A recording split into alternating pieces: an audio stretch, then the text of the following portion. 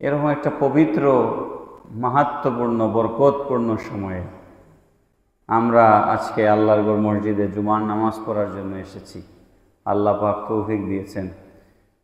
আল্লাহ যেন আমাদের এই হাজিরিকে হাজিদের সাথে কবুল করেন। সবাই বলে আমিন। জুম্মার বয়ান সময় অত্যন্ত কম, হাতে আছে 20 মিনিট। এই 20 মিনিটে কি বলা যাবে আমি জানি না। আমি আমার সিলেটের মসজিদে আমি বয়ান শুরু করি 12টা 15 মিনিট, শেষ করি 1টা 10-15 এরকম টাইমে। আমি মোটামুটি 50-55 মিনিট 1 ঘন্টা এরকম বয়ান করি জুম্মায়। 1 ঘন্টা একটা কমন, কিন্তু এখানে সময় কম, কম সময়ে মূল কথাগুলা বলার চেষ্টা করব ইনশাআল্লাহ। আমরা যে ইবাদত বন্দেগীগুলা করি, এই ইবাদত বন্দেগীগুলার মধ্যে আল্লাহ রাব্বুল আলামিনের কোনো চাওয়া পাওয়ার কিছু নাই। যে বন্দেগী আমরা করি, ইবাদত করি, এই সবগুলো আমাদের নিজেদের জন্য। এই জিনিসটা আমরা যতক্ষণ বুঝবো না ততক্ষণ পর্যন্ত ইবাদতের স্বাদ, ইবাদতের মজা আমাদের নিজেদের মধ্যে আসবে না। যেমন হজ, কুরবানি, বর্তমানে হচ্ছে প্রাসঙ্গিক আলোচনা, জিয়ারত, এই বিষয়গুলো আমাদের জন্য এখানে কি আছে। আপনি যদি হজকে মুখতাসর করে চিন্তা করেন, হজের ফরজ আছে 3টা। কয়টা? 3টা হজের ফরজ আছে। হজের প্রথম ফরজ হচ্ছে ইহরাম বাঁধা, দ্বিতীয় ফরজ হচ্ছে উকুফে আরাফা, আর তৃতীয় ফরজ হচ্ছে তোয়াফে জিয়ারত। এই 3টা ফরজকে যদি আমরা, আর হজের ওয়াজিব আছে 5টা, সময় নাই সব কথা বলা, এই 3টা হজের ফরজকে যদি আমরা একটু চিন্তা করি, এর ভিতরে আমাদের জীবনের অনেক শিক্ষা আছে। যেমন হজের প্রথম ফরজ হচ্ছে ইহরাম। ইহরাম হচ্ছে হারাম থেকে আসছে। হারাম মানে নিষিদ্ধ, হারাম মানে নিষিদ্ধ। ইহরামের সাদা 2 টুকরা কাপড় যখন আল্লাহর কোনো বান্দা হজের নিয়তে গায়ে জড়ায়া নেয়, তার জন্য কিছু কাজ যেগুলো অন্য সময়ে তার জন্য হালাল ছিল, ইহরামের কাপড় পরার কারণে ওই কাজগুলো তার জন্য হারাম হয়ে যায়। এই জন্য এটাকে ইহরাম বলা হয়। ঠিক তদ্রূপ কাবা শরীফকে হেরেম শরীফ বলা হয়। হেরেমের একটা অর্থ হচ্ছে নিষিদ্ধ, হেরেমের একটা অর্থ হচ্ছে সম্মানিত। হেরেমের নিষিদ্ধ অর্থ এই কারণে যে এই হেরেমের সীমানার ভিতরে কোনো প্রাণী হত্যা করা জায়েজ নাই। আর হেরেমের সম্মান, এটা তো আর ব্যাখ্যার কোনো অবকাশ নাই। আল্লাহর জমিনের মধ্যে শ্রেষ্ঠ জায়গা।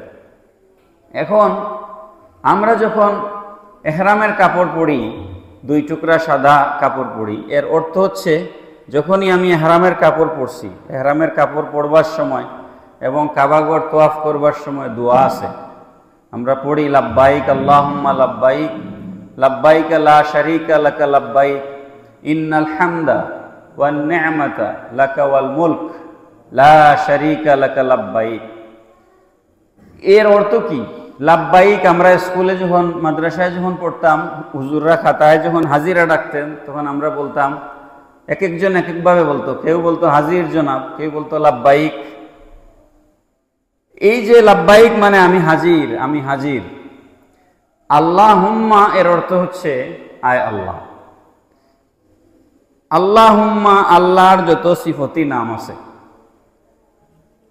রহমান, রহিম, সত্তার, দাইয়ান, সুবহান, কাহার, গফফার, লতিফ, খবির, যা নাম আছে আল্লাহ, আল্লাহুম্মা বললে বান্দা আল্লাহর 99টা নাম ধরে আল্লাহরে ডাক দিল। এই জন্য আমরা দোয়ার ভিতরে প্রায় সময় আল্লাহুম্মা রব্বানা আতিনা, আল্লাহুম্মা রব্বানা যালামনা, যখন আল্লাহুম্মা বলি আমরা, তখন আল্লাহর সব সিফতি নাম একত্রিত হয়েছে। তো লাব্বাইক আল্লাহুম্মা লাব্বাইক, আয় আল্লাহ তোমার দরবারে আমরা হাজির, তোমার দরবারে আমরা হাজির। এই যে তোমার দরবারে আমরা হাজির বলছি, এটা কি আমি এরকম পোশাক নিয়ে বলছি, না ইহরামের কাপড় পরে? এহরামের কাপড় পরে বলছি, তার মানে মৃত্যুর একটা প্রস্তুতি, যে আমি দুনিয়ার সব ছেড়ে 2 টুকরা সাদা মার্গিন কাপড় গায়ে দিয়া আমি আল্লাহর দরবারে হাজির হয়ে গেলাম। পৃথিবীর কোনো সম্পর্ক এই মুহূর্তে আমার সাথে আর নাই, আমি আল্লাহর পথে রওনা দিলাম। বলেন সুবহানাল্লাহ। উকুফে আরাফা, আরাফাতের ময়দান, এটা হচ্ছে আল্লাহর জমিনের মধ্যে তওবার সবথেকে উত্তম জায়গা। আরাফাতের ময়দানে অবস্থান করা। 9 জিলহজ হাজীদেরকে আরাফাতের ময়দানে যদি কেউ অবস্থান করতে না পারে তাহলে তার হজ হয় নাই। এই হজের কোনো কাজা ওই দম ফিদিয়া এগুলা দিয়ে দিলে হবে না। 9 জিলহজ হাজীকে হজের আরাফাতের ময়দানে থাকতেই হবে। যদি কেউ 9 তারিখ আরাফাতের ময়দানে উপস্থিত থাকতে না পারে তার হজ হয় নাই। আল হাজ্জু ইয়াউমুল আরাফা, হাদিস শরীফ। হজ হচ্ছে আরাফার ময়দানে হাজিরি দেওয়া। আরাফার ময়দানে হাজিরি যখন আমরা দিচ্ছি, কি একটা পরিবেশ তৈরি হচ্ছে, যেখানে তাঁবুর মধ্যে আমরা অবস্থান করছি। এইটা কি জন্য আরাফাতের ময়দানে আমাদেরকে উকুফ মানে অবস্থান করা, উকুফ করতে আমাদেরকে আরাফাতের ময়দানে হজে কেন বলা হয়েছে? উকুফ করতে এই কারণে বলা হয়েছে যে আদম আর হাওয়া আলাইহিস সালাম 350 বৎসর বিচ্ছিন্ন ছিলেন। লম্বা চড়া ঘটনা আমরা জানি। 350 বছর পরে আল্লাহ পাক এই দুইজন রে আরাফাতের ময়দানে, আরাফা আইন রাফা গুলতা, আরাফা শব্দের বাংলা অর্থ হচ্ছে পরিচিতি, মিলন, সম্মিলন। 350 বছর পরে আদম আর হাওয়াকে আল্লাহ একত্রে মিলায়া দিয়েছিলেন, এই জন্য এই ময়দানের নাম আরাফা। আল্লাহ পাক রব্বুল আলামিনের যত নবী রাসূল পয়গাম্বর জমিনে এসেছেন, আদম আলাইহিস সালাম থেকে শুরু করে আমাদের নবী পর্যন্ত, এমন কোন নবী নাই যেই নবী আরাফাতের ময়দানে হাজিরি দেন নাই। সুবহানাল্লাহ।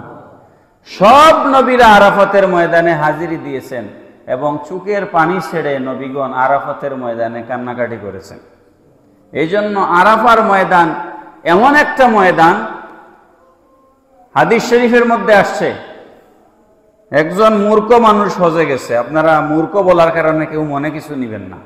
যেমন ধরেন, সে আউযুবিল্লাহও পড়তে জানে না, বিসমিল্লাহ পড়তেও জানে না, সূরা ফাতিহাও শুদ্ধ করে তিলাওয়াত করতে জানে না, একটা দুরূদ শরীফও শুদ্ধ করে পড়তে জানে না, একটা তাসবিহও শুদ্ধ করতে জানে না, পড়তে জানে না, কিন্তু কোনোভাবে সে হজে চলে গেছে। আরাফাতের ময়দানে কিচ্ছু পড়ে নাই, শুধু বসে ছিল। আমার কথা কি বোঝা যায়? কিচ্ছু পড়ে নাই, শুধু বসে ছিল আরাফাতের ময়দানে। ওই বসে থাকার কারণে আল্লাহ পাক তাকে মাফ করে দিল। আরাফাতের ময়দানের এমন মর্যাদা। এখন কিভাবে মাফ করবেন? ওই মাফটার অবস্থাটা কি? আল্লাহ যে ক্ষমা করবেন তাকে, নবীজি বলেছেন, রাজা কায়াউমি ওয়ালাদাতহু উম্মুহু। এমন ভাবে আল্লাহ আরাফাতের ময়দানে হাজীদেরকে মাফ করে দেন যেন আজ এই মুহূর্তে তার মায়ের গর্ভ থেকে সে দুনিয়ায় আসছে। এইটা একটা উদাহরণ, একটা মিসাল নবীজি দিচ্ছেন। আজ যে বাচ্চা মায়ের গর্ভ থেকে দুনিয়ায় আসছে তার কোনো গুনাহ আছে? মানে নিষ্পাপ মাসুম বেগুনা একটা বাচ্চা মায়ের গর্ভ থেকে যেভাবে মাসুম অবস্থায় দুনিয়ায় আসে, হজ থেকে আরাফাতের ময়দান থেকে হাজিরা ওইভাবে বেগুনা হয়ে বাড়িতে ফিরে আসে। শর্ত হচ্ছে রাহেলাতুকা হালালুন ও গুজিয়া হালালুন। যদি সুদের টাকা হয়, ঘুষের টাকা হয়, মানি লন্ডারিং এর টাকা হয়, জমি জবরদখলের টাকা হয়, এই হজ করা আল্লাহর সাথে উপহাস করা, এই কুরবানি দেওয়া আল্লাহর সাথে উপহাস করা। যদি হালাল পয়সা দিয়ে কোনো মানুষ হজে যায়, নবীজি বলেছেন সে আরাফাতের ময়দান থেকে মায়ের গর্ভ থেকে যেভাবে মানুষ মাসুম হয় ওইভাবে নিষ্পাপ হয়ে বাড়িতে ফিরে আসবে। আরাফাতের ময়দানে তাইলে গেলে আমাদের ফায়দা। কার ফায়দা? আমাদের ফায়দা। তারপরে হচ্ছে তোয়াফে জিয়ারা, হজের 3 নম্বর ফরজ, কাবা শরীফকে 7 চক্কর দেওয়া। এই কাবা শরীফকে 7 চক্কর 10, 11, 12 3 দিনের যে কোনো একদিনের মধ্যে কাবা শরীফকে 7টা চক্কর দিতেই হবে, নাইলে হজ হবে না। কাবা শরীফকে 7 চক্কর কেন দিতে হবে? এই কাবাঘর যখন প্রথম নির্মাণ হয়, প্রথম কোনো মানুষ কাবাঘর বানান নাই। কাবাঘর প্রথম বানাইছেন ফেরেশতারা। কারা? আদম আলাইহিস সালাম জমিনে আসবার 1000 বছর আগে। কত বছর আগে? 1000 বছর ধরে ফেরেশতারা এই ঘর খালি তওয়াফ করছে। সুবহানাল্লাহ পড়েন। 1000 বছর ধরে ফেরেশতারা এই ঘর কি করছেন? তওয়াফ করছেন। যেদিন বেহেশত থেকে আদম আলাইহিস সালাম দুনিয়ায় আসলেন, আদম আলাইহিস সালাম আসলেন সিংহলে আর হাওয়া আলাইহিস সালাম জেদ্দায়।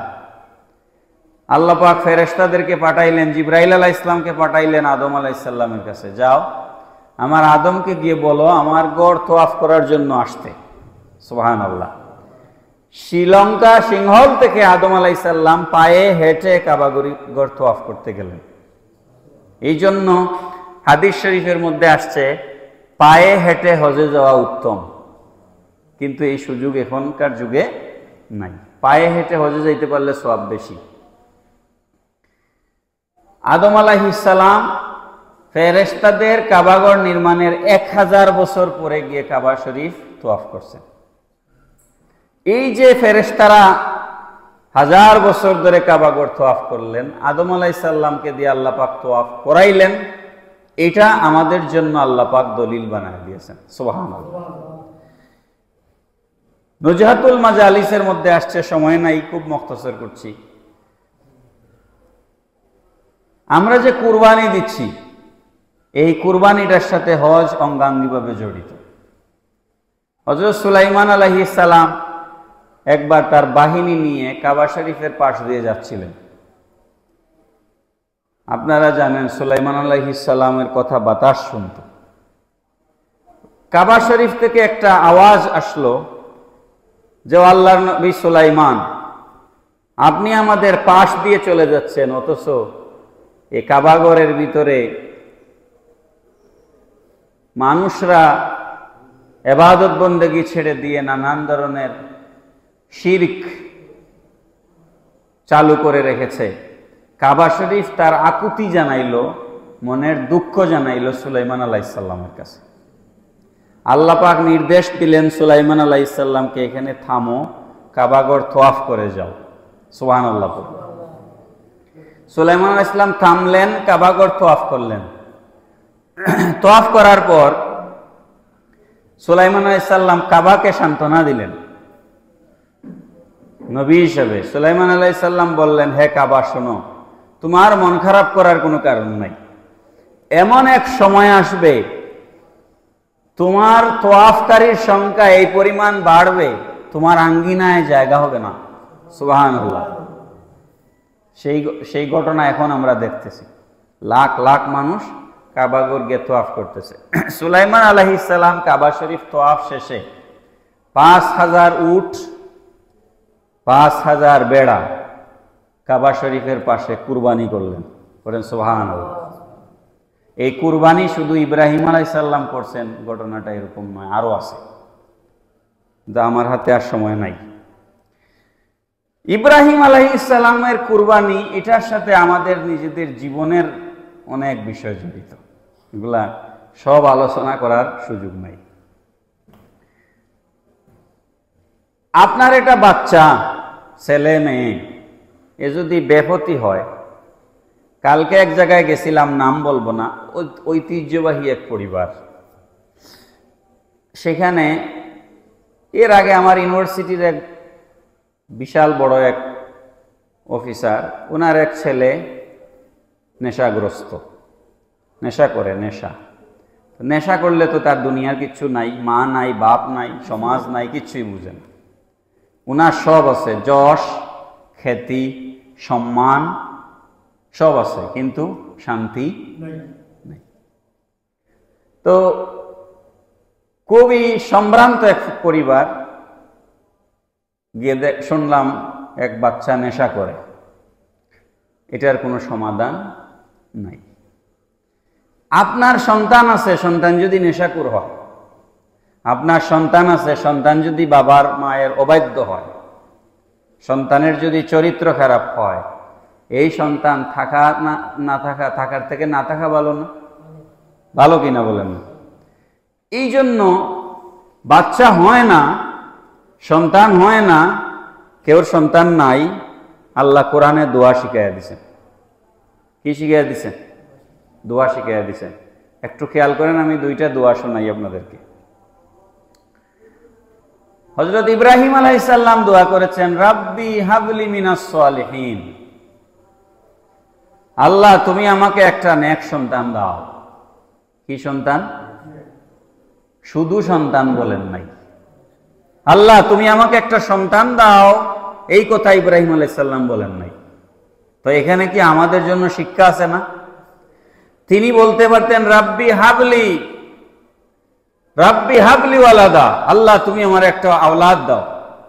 কিন্তু ইব্রাহিম আলাইহিস সালাম রাব্বি হাবলি ওয়ালাদা বলেন নাই, ইব্রাহিম আলাইহিস সালাম বলছেন রাব্বি হাবলি মিনাস সালিহিন, আল্লাহ তুমি আমাকে একটা নেককার সন্তান দাও।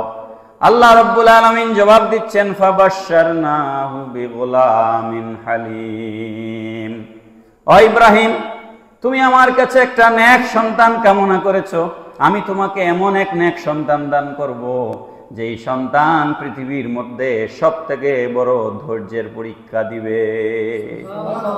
ফাবাশশারনাহু বিগুলামিন হালিম। হালিম, আব্দুল হালিম নাম আছে না আমাদের দেশে?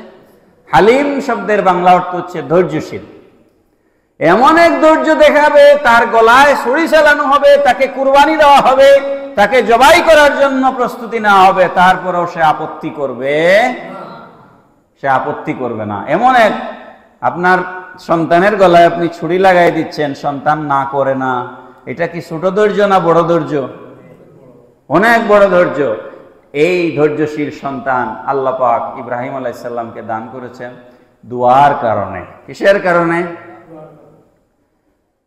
হযরত জাকারিয়া আলাইহিস সালাম দোয়া করছেন, রব্বি হাবলি মিন লাদুনকা যুররিয়াতান তাইয়্যিবা, আয় আল্লাহ তুমি আমাকে একটা পবিত্র সন্তান দাও। রব্বি হাবলি মিন লাদুনকা যুররিয়া বলে শেষ করেন নাই। নবী তো এভাবে বলতে পারতেন, রব্বি হাবলি মিন লাদুনকা যুররিয়া, আল্লাহ তুমি আমাকে একটা সন্তান দাও, এইভাবে বলেন নাই।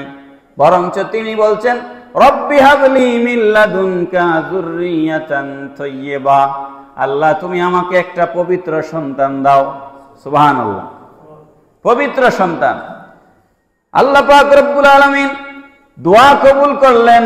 তিনি যখন মসজিদের মিহরাবে দাঁড়িয়েছেন, জিবরাইল আলাইহিস সালামকে পাঠায়া আল্লাহ পাক রব্বুল আলামিন সুসংবাদ দিচ্ছেন, ফাবাশশারনাহু বিগুলামিন ইসমুহু ইয়াহইয়া, এমন এক সন্তানের সুসংবাদ দিচ্ছি। আল্লাহ পাক নাম রেখে দিলেন, তার নাম দিলেন ইয়াহইয়া।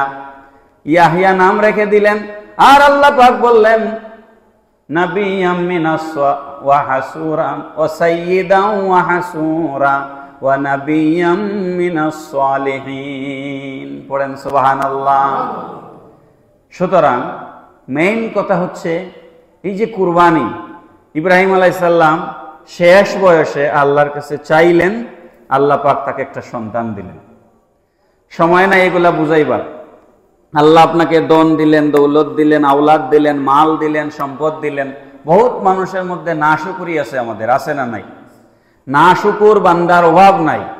আরে ভাই, আপনি যদি গরিব হন, দুইটা হাত যে আছে এটার জন্য শুকরিয়া আদায় করেন, দুইটা পা আছে এটার জন্য শুকরিয়া আদায় করেন।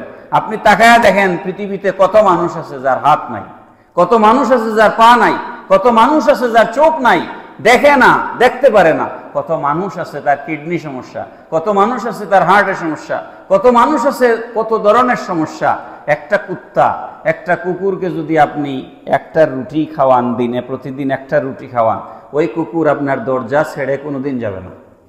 আপনারা বলেন আমার কথা ঠিক না বেঠিক? প্রতিদিন আপনি তার রুটিন হয়ে যাবে, যেই টাইমে তারে আপনি রুটি দিবেন ওই টাইমে সে আপনার দরজায় এসে বসবেন এবং আপনারে পাহারা দিবে, আপনার বাড়ি পাহারা দিবে, সব কিছু পাহারা দিবে। তো একটা কুকুর যদি একটা রুটি দিলে তার মুনিবের প্রতি, তার প্রভুর প্রতি, প্রভু বলতে এখানে যে রুটিটা খাওয়াচ্ছে তার মালিকের প্রতি যদি তার এত ভক্তি হয়, একটা রুটি দিলে কুকুর তার মুনিবের বাড়ি ছেড়ে চলে যায় না। আপনাকে আপনার মুনিব এই 20, 30, 40, 50, 60 বছরে হাজার হাজার টন ধান খাওয়াইছেন, চাউল খাওয়াইছেন, আলু খাওয়াইছেন, রুটি খাওয়াইছেন, ফল খাওয়াইছেন, সূর্যের আলো দিছেন, চন্দ্রের আলো দিছেন, অক্সিজেন দিছেন।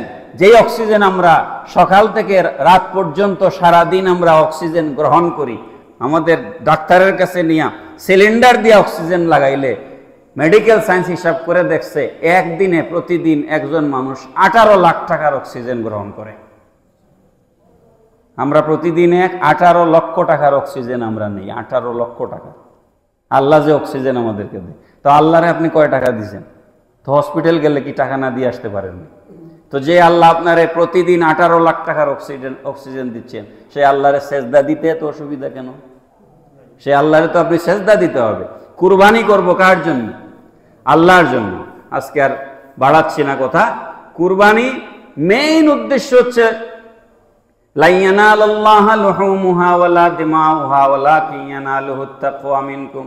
আল্লাহ পাক রব্বুল আলামিন বলেন, আমার বান্দা যখন গরু জবাই করে, খাসি জবাই করে, তার এক ফোঁটা রক্ত আমি আল্লাহর কাছে আসে না, তার গোশত আমি আল্লাহর কাছে আসে না, তার গরুর হাড্ডি চামড়া কোনো কিছুই আমি আল্লাহর কাছে আসে না। বরঞ্চ এই গরু সে জবাই করে, সে খায়, তার ফ্যামিলি খায়, তার বউ বাচ্চা খায়, পাড়া প্রতিবেশী খায়। তাহলে আমি কেন জবাই করাইলাম?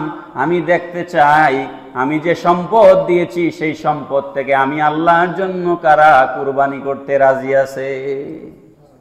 আমি শুধু এটা দেখতে চাই, আমার বান্দা আমার জন্য কিছু পয়সা খরচ করতে তার মনে কষ্ট লাগে কিনা, নাকি সে স্বাচ্ছন্দ্যে মনের আনন্দে কুরবানি করে, এটা আমি দেখতে চাই। ওয়ালাকিন ইয়ানালুহুত তাকওয়া মিনকুম, তার তাকওয়া, তার পরহেজগারিটা আমি দেখতে চাই।